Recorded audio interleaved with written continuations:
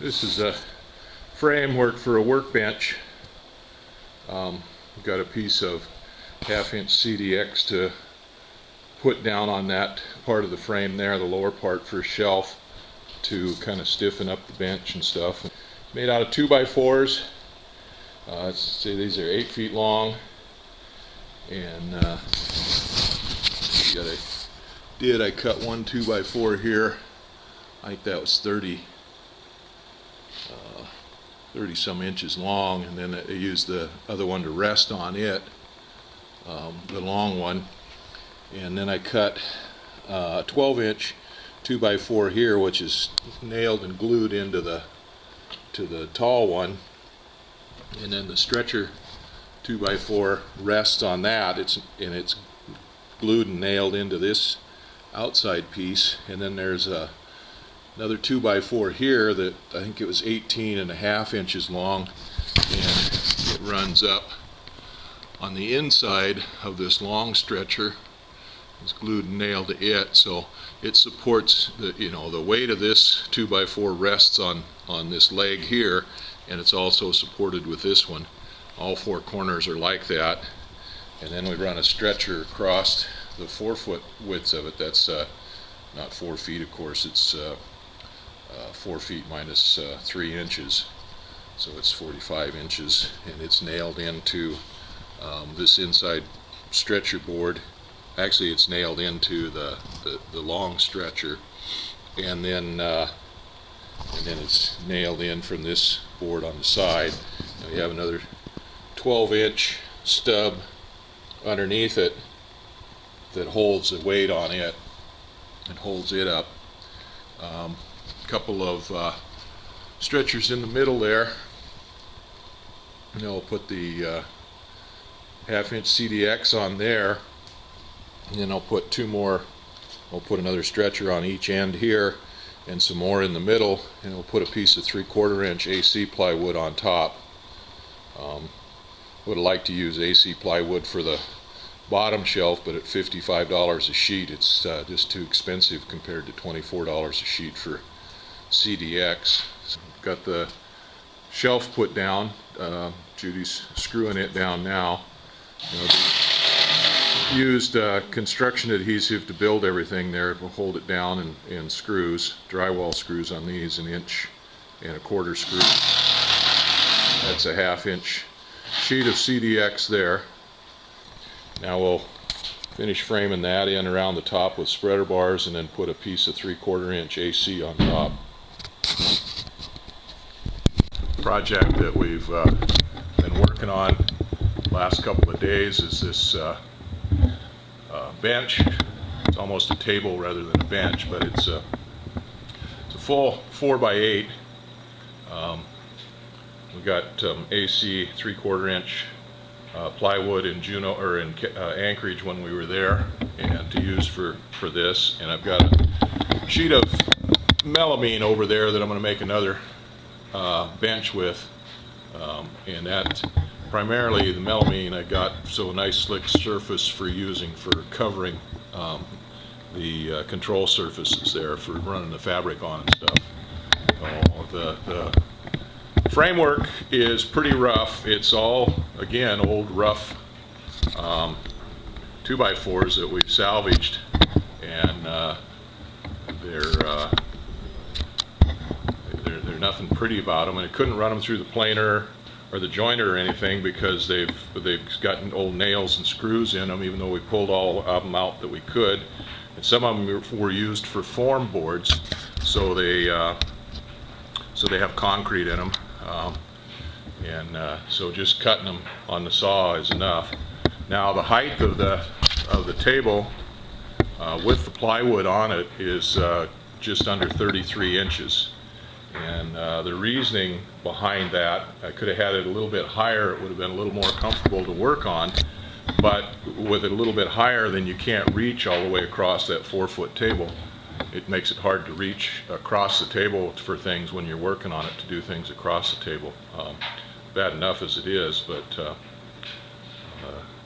so the table is, as I said, is 8 feet long. There's an 8-foot 2x4 going across that, and those uprights, the legs on the end, were cut for what were they? They're 32, they're 28.5 inches long. So with that and the 3.5 inches for the 2x4, that makes 32 inches. And then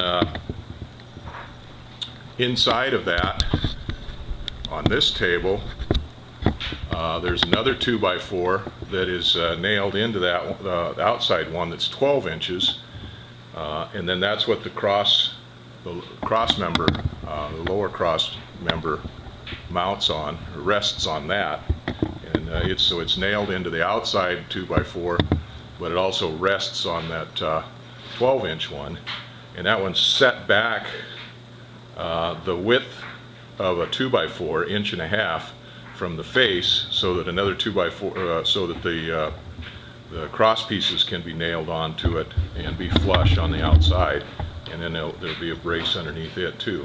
The next piece underneath it, on top of it, was 16.5 inches. That piece is 16.5 inches long, and that rests on the lower long stretcher there on top of that board, and it supports, it's underneath, or it goes to the back side of the top stretcher, and so the top stretcher is nailed into it to secure it laterally, and then it rests on the outside leg there, so the strength is pushed down, and then it has it laterally, and then the cross pieces, the end pieces go across, are nailed into that piece, and then end nailed into the long stretcher, and then I still have to cut a support brace to go up under that on the outside edge. That will go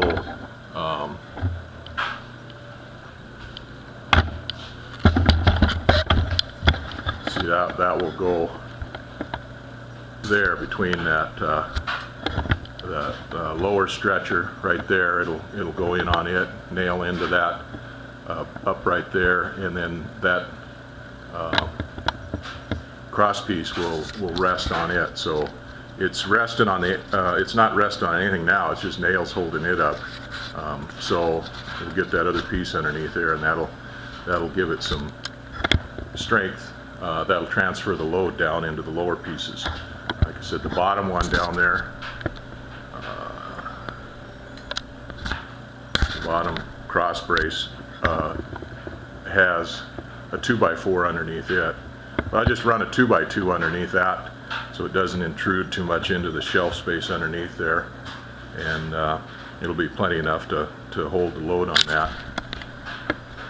Now, if I was gonna use this bench for real heavy duty stuff, I would put another leg underneath from the middle of that stretcher, the long board, down to the floor.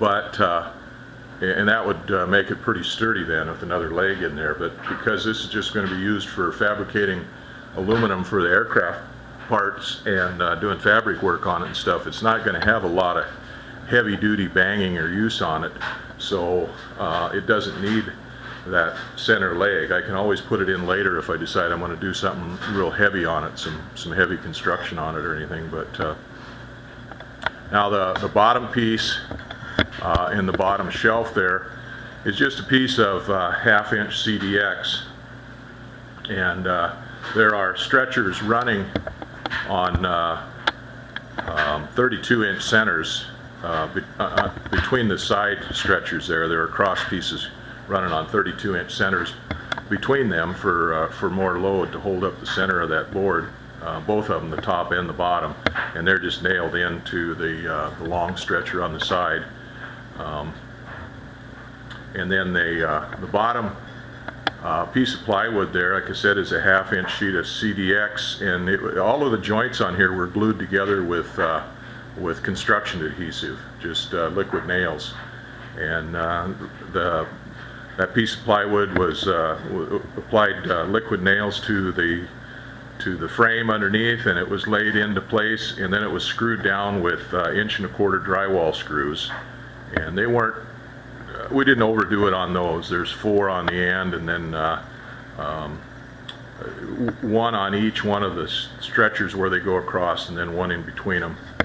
Now the top board, I didn't want any penetrations of any metal through there, anything that might scratch any of the aluminum or plexiglass or anything that or hang up on the fabric, anything that we're going to be working on. So that piece was also glued down with liquid nails, and then we loaded all those totes on top of it for weight to straighten it out. Clamped it down with these little bar clamps here, and for all the good they did, they're a Harbor Freight bar clamp, and a clothespin would have worked as good, or maybe even a paper clip. I don't know. Those things are not very good at all. I'm not a big fan of those clamps like that for the Stanley ones that we have, but these ones here are even worse. So anyway, those are the top piece was laid on there on glue, and we went underneath it and took some little L brackets and screwed into all of the stretcher and the cross pieces, screwed into that and into the top with 3/4 inch or 5/8 inch wood screws to hold it down. And so I didn't, like I said, I didn't want anything penetrating it. And then on the ends, on the corners here where we couldn't really get a good pull down on it, I took some number 8 finishing nails and 2 in each corner, and drove them in, and then took a nail set and set those down into the wood so they're 1/16 to 1/8 of an inch down in to the plywood to hold them down. Once the construction adhesive sets on that, it's not going to move anyway, so doesn't need a whole lot of fastening down, mainly just to smooth out the construction adhesive and get that flat on there. So that's our workbench. Now I've got the material cut and ready to go for the second bench, which I'll use the melamine on top of, and I'm going to make it, my thought right now is to make it just an inch narrower. That one is exactly 48 inches wide, the full sheet of plywood on it. It's all built, so there's nothing we can do about it now. But the space between the wall and those lolly columns there for the stairs is just 48.5, 49 inches. So, and then the little heaters down there, the baseboard heater is, the top of the baseboard heater is exactly 12 inches off from the floor, which is what my bottom of my shelf is on that one. So I made the next one for the melamine, I made the bottom legs of it 13 inches. I just took an inch, added an inch to the bottom legs, and took an inch off of the inside leg to make up for it. So it'll come out the same height. The bench, the table will be the same height, but it'll have a little more room between the floor and the shelf, the bottom shelf there.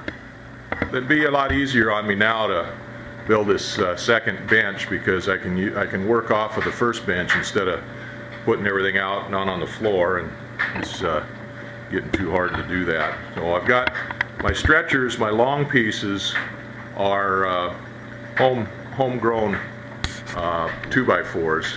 I used all commercial bought 2x4s for everything else because they're a little bit more uniform. They've been planed and stable, but when you're using stuff that comes from several different sources, they're actually not as uniform as you think. Some of the 2x4s might have an 1/8 inch variance on them, so when you get them all together, there might be a 1/4 inch difference between some things. You got an 1/8 inch plus and an 1/8 inch minus, and so thicknesses and widths, and so you wind up with a lot of variances on things. You can't just calculate things out on paper or in your head and have it come out. You actually have to lay it out. Lengths aren't too bad, but the thicknesses are what really eat you on there. Digging through my pile, and all of the commercial 2x4s I had left were all on the bottom of the pile, and they're weighted down with a bunch of other stuff. And I wanted to pull them out to use them. My mind wanted to pull them out to use them, but my back said no, and I was able to get these homegrown 2x4s out, and without a whole lot of effort. So that's where I'm using those, and they'll work fine for the stretchers. I've got enough of the well, the legs and everything on this one are all cut out of commercial 2x4s, and except for the dimension differences, the ones I make are just as good or better than most of the commercial ones. So that's what we're using for this one.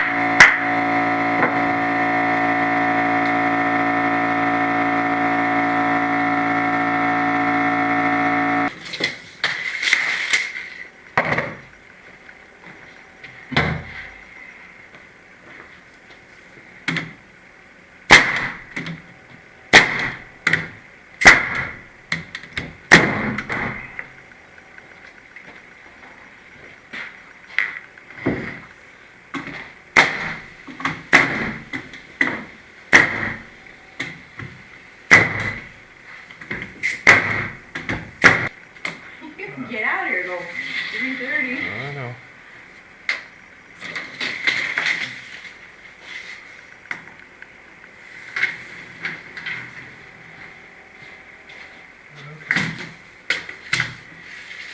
Is it square? Where's it's gonna get for now.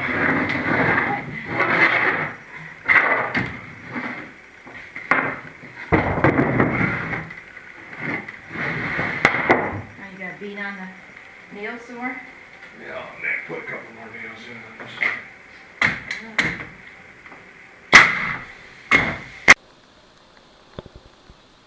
Well, there's the second cable. bench, and it's just like the first one, except I made the shelf 13 inches from the floor instead of 12 inches, or actually the bottom of the shelf, the stretcher's 13 inches instead of 12 inches, and that will clear my baseboard heaters over there against the wall. And I also made it 3 inches narrower. It's going to be 45 inches instead of 48 inches, and of course it has a melamine top surface instead of AC plywood. Now this, I'll have to come out tomorrow with the router and trim off that overhang of the plywood there on the bottom shelf and the melamine, and then I think I'll get some wood to wrap the perimeter of this.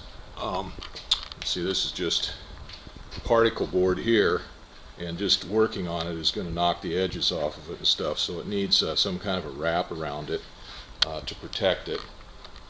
Then the same with this plywood edge. You wind up getting slivers, and it's going to get tore up unless you have something wrapped around there to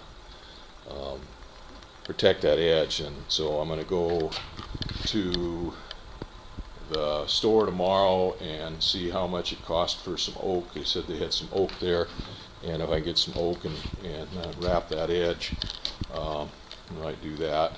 I might mill up some hemlock to do it with, but oak would be a little bit tougher. And that this bench here is going to go over behind those lolly columns, so a 48-inch bench would fit back there, but when you take 48 inches and add another 3/4 of an inch or so to it for a wrap around there, then it wouldn't fit. So that's even if I may just wrap the front and sides of these benches. I may not wrap the back edge that goes against the wall, as that's not really going to be a working edge. I may do that later, but probably won't do that right now. So anyway, I'm done for the day. This is I got the bottom shelf is all glued and screwed on, and the melamine top is just laying on there. I'm just going to let it sit there and relax onto the frame overnight, and then we'll figure out some way to fasten it down tomorrow. I want to fasten it down from the bottom so there are no screws protruding through the top. You got a band faceboard put on the benches. Got it on the outside surface of the plywood top bench and the sides of the plywood top bench, and then the outside face, the working face of the melamine bench. Now the melamine bench, I've got a couple of boards there. I'm going to put boards on the sides of it, but I'm not going to put a board on the back side of it there, because that's going to be against the wall. It's going to make it a little bit too tight in there against the wall. But I did cut another board there for the plywood top bench, and they're 4.5 inches, a little more than 4.5 inches wide, 3/4 inches thick, and a little more than 8 feet long. So get those on there. They're glued on with liquid nails, construction adhesive, and then put on with finishing nails with the air nailer. The corners are mitered, and we get the sander and sand the edges down on them so they're all flush. I went to get some oak at the hardware store. They wanted $6 and something a foot for a linear foot for the oak.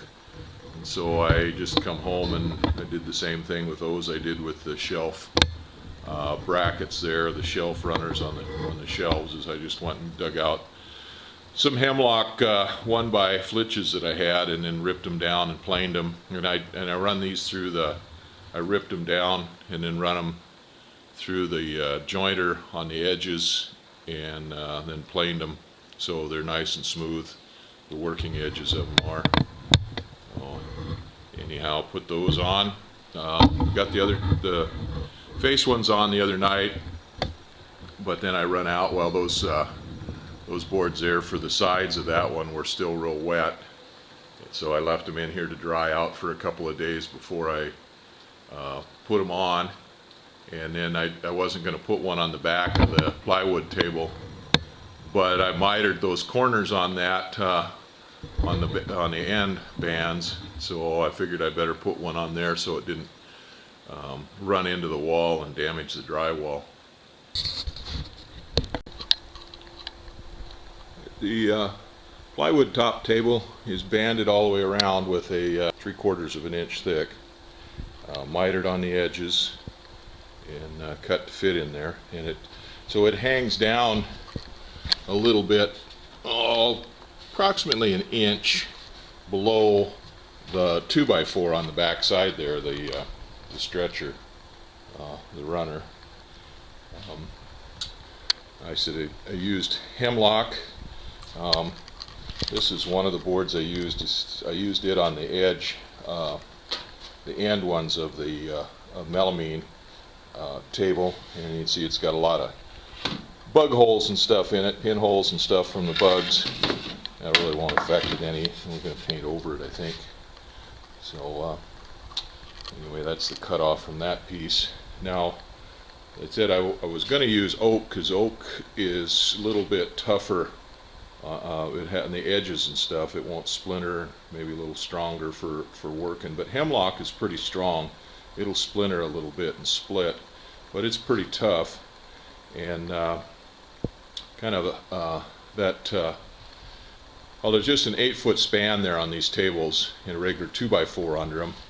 And the melamine table, I used a spruce 2x4, and it was sagged down in the middle of that 8-foot run with that 2x4 on there, and putting that 3/4 inch by piece of hemlock on there, well, it straightened it right out. We put it on, nailed it, glued it on one end, and then run it so it was flush with the top down, and nailed it on.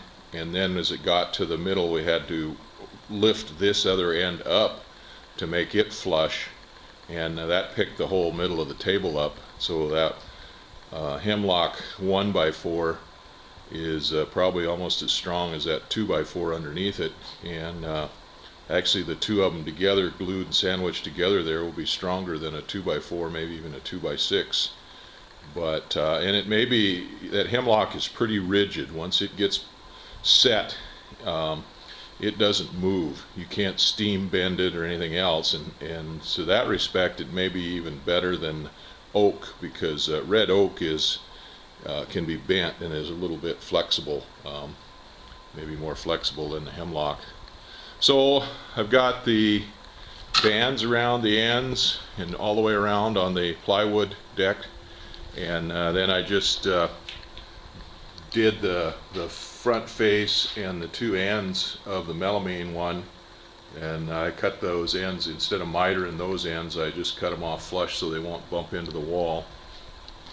Now, I'm not a finished carpenter by any means, or a cabinet maker, so I wound up with some gaps in places like here. This is where this 2x4 was, and run the router around there. That was not quite flush with the other 2x4, and the boards don't quite meet up in some places. So what I did, I knew that going into it, so I put a lot of construction adhesive in the places that were lacking, where it wouldn't fit flush up, and then pulled it in so that the construction adhesive would squeeze out, and we can peel it off once it dries. Like this one right here is just put it on so it's wet.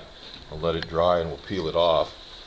But a place like this where I didn't quite get enough construction adhesive in there to fill the hole and these little gaps along this piece, what I've done, you can see here, kind of a mess there.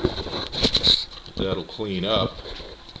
What I do is take sawdust from the cutoff saw and mix some yellow wood carpenter's glue in there with it, and mix it up into a paste, and then use that for a filler, a putty in these cracks.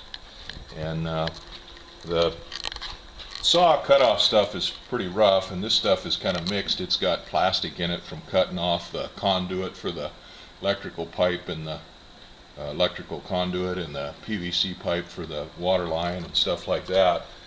But it'll be fine for this, for filling in here, and it will get it up, let it dry out, and sand it all down, and that'll fill those gaps in pretty good. For fine finish work, what I do is I'll take the sander and sand a piece of the wood that I want to finish, and take real fine sand, sawdust, and mix it with white glue, and make a thin, actually a dry mix with it. It's just enough so it'll fill in the holes and stick, and that way it'll take stain pretty close to what the original wood will. But this yellow carpenter's glue, regular wood glue, it'll work fine for just utility type stuff. So I'm going to mix that sawdust up with that glue and go ahead and finish filling in these gaps here, and let it dry overnight before we come in with the palm sander and sand it all down. And then these, I think we're going to run some paint on the wood portions of these tables, and then we'll be done with those and ready to work on them. So I got to go down to the hangar and clean it up and dig out my filing stuff to sharpen some bandsaw blades so I can cut some lumber, cut some wood, and got a few other things to do. But the benches are pretty much done now. We'll just get those puttied up and sanded down, and slap some paint on them and start using them.